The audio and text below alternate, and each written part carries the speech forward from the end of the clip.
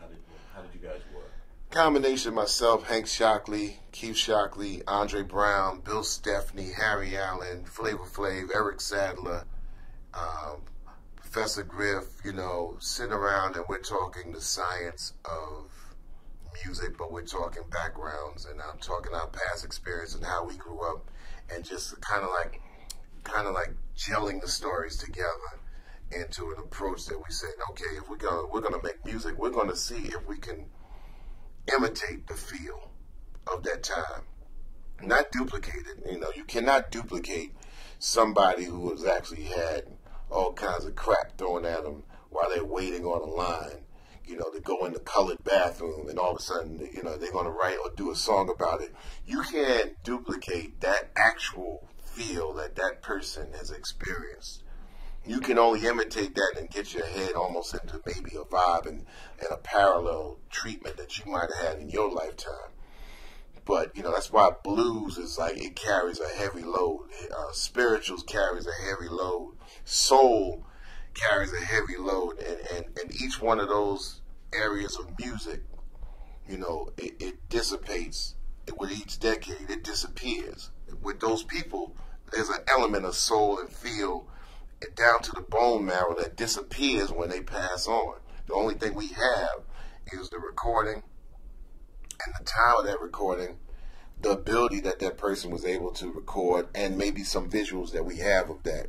And then you can go in there and try to kind of like breathe their experience.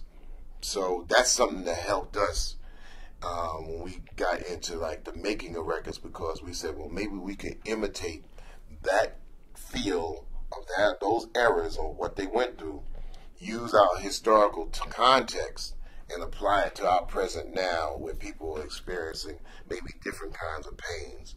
So when I'm first hearing Fight the Power in the 70s as a young teenager, I'm struck by the fact this is the first record I heard a curse word in, but the curse just isn't just said for no reason. The curse is applied to a condition that was happening at that particular time that people were tired of. So when the Isley Brothers said all that bullshit going down, I was like, whoa. And you, not that you hear it because you hear it on the radio beeped out. And it's like, whoa, you know. And when I made Fight the Power with my team in 1988 for the Spike Lee Do the Right Thing soundtrack, we wanted to be just as jarring. Maybe you could use the language, but make sure the language is in context of pointing to a situation that we thought that needed to be dealt with.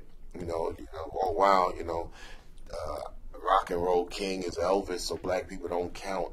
And you know, there's such thing as American heroes who always have to be white, but you know, the black heroes have to come through this different, you know, yeah, you could be a hero, but you got to come through this doorway to be a hero.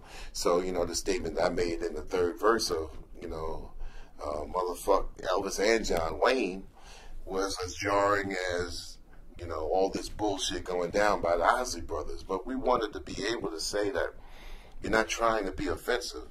You're just being aggressively defensive into making your point.